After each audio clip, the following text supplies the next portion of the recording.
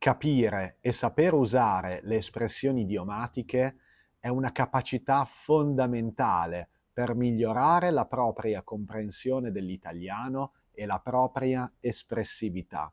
Io sono Federico, un insegnante di italiano per stranieri e su questo canale aiuto studenti stranieri come te a migliorare il proprio italiano con contenuti di vocabolario, grammatica e cultura italiana. Se non vuoi perderti neanche un video, iscriviti al canale e attiva la campanella delle notifiche per rimanere sempre aggiornato sui prossimi contenuti. In questo video ti insegno 5 espressioni con la parola punto, molto usate dagli italiani. Ti consiglio di cliccare il link in descrizione per scaricare il PDF che riassume il contenuto della lezione di oggi, in cui troverai altre informazioni, altre espressioni che contengono la parola punto e anche degli esercizi per mettere in pratica tutto quello che imparerai oggi. Iniziamo con la prima espressione di oggi, di punto in bianco. Di punto in bianco. Di punto in bianco è un'espressione di tempo che significa improvvisamente, all'improvviso, senza preavviso. Era una bella giornata di sole, poi di punto in bianco ha cominciato a piovere. Improvvisamente ha cominciato a piovere, inaspettatamente. Mentre passeggiavo, di punto in bianco sono caduto a terra. Anche qui, improvvisamente, da un momento all'altro. Prossima espressione, fare il punto. Si può dire fare il punto o anche fare il punto della situazione, anche se a volte questa parte dell'espressione è implicita. Significa analizzare la situazione per valutarne tutti gli aspetti, gli ultimi aggiornamenti, i progressi fatti. Fare il punto significa capire a quale punto del cammino ci si trova.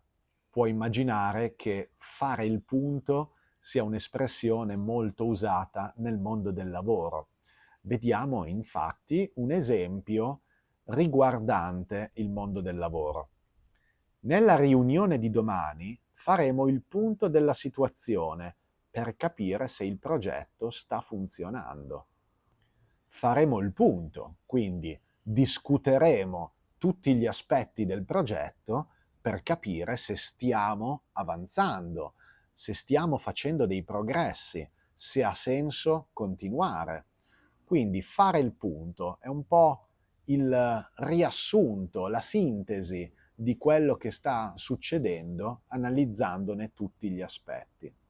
L'espressione fare il punto è molto usata anche dai giornalisti, quindi quando si parla di notizie. Vediamo un esempio. E ora facciamo il punto con il nostro inviato a Roma. Quando parliamo soprattutto di notizie che hanno degli sviluppi quotidiani, come la guerra, come una discussione in Parlamento, ogni giorno ci sono degli aggiornamenti, degli sviluppi e quindi per parlare degli ultimi sviluppi, delle ultime notizie che riguardano un argomento specifico, i giornalisti usano spesso questa espressione, fare il punto su un determinato tema. Passiamo alla prossima espressione, mettere i puntini sulle i. Mettere i puntini sulle i. Mettere i puntini sulle i significa chiarire, specificare ogni dettaglio con assoluta precisione. Essere molto preciso e scrupoloso è l'opposto di essere approssimativo o superficiale. Molte persone, infatti, quando scrivono la lettera I, non mettono il puntino. Mettere il puntino sulla I è considerato un sintomo di eccessiva precisione, di grande cura ai dettagli. Vediamo questo esempio. L'avvocato ha voluto mettere i puntini sulle i. Non ci sono prove sufficienti per incolpare il suo cliente. L'avvocato ha voluto richiamare l'attenzione di tutti i presenti su un elemento molto importante. Ha voluto dare importanza, specificare qualcosa, chiarire qualcosa. Quindi questa espressione può essere usata tutte le volte che vogliamo che le altre persone facciano attenzione a qualcosa in particolare, qualcosa di cui stiamo parlando. Mettiamo i puntini sulle i. Non ti sembra che questi dati siano incompleti? Quindi, se noi pensiamo che le persone stiano facendo, dicendo qualcosa di approssimativo, qualcosa di superficiale, possiamo richiamare l'attenzione dei presenti mettendo i punti o i puntini sulle i. Ma a volte, come in questo esempio, l'espressione è anche usata per criticare le persone eccessivamente precise, le persone pignole, diciamo in italiano, cioè le persone che sono estremamente attente ai dettagli, anche quando non è necessario. Che noia il mio capo! Vuole sempre mettere i puntini sulle i. Da questo esempio capiamo che il capo è una persona eccessivamente precisa e attenta ai dettagli, quindi spesso l'espressione si usa anche come critica. La prossima espressione è fino a un certo punto. Fino a un certo punto significa entro un certo limite, parzialmente, solo in parte. A volte si usa anche in senso ironico per trasformare un'affermazione in una frase negativa. Sono d'accordo con te, ma fino a un certo punto. Quindi sono d'accordo con te in parte, parzialmente, non totalmente. Apprezzo anche le critiche negative, ma fino a un certo punto. Devono sempre essere rispettose e costruttive. In questo caso, fino a un certo punto significa entro un certo limite, il limite del rispetto, della buona educazione, fino a un certo punto. Vediamo quest'ultimo esempio perché l'espressione assume un significato un po' diverso. Non è stato difficile diventare vegetariano, perché la carne mi piaceva fino a un certo punto. Probabilmente alla persona che parla non piaceva la carne non è mai piaciuta tanto. Non è stato difficile diventare vegetariano.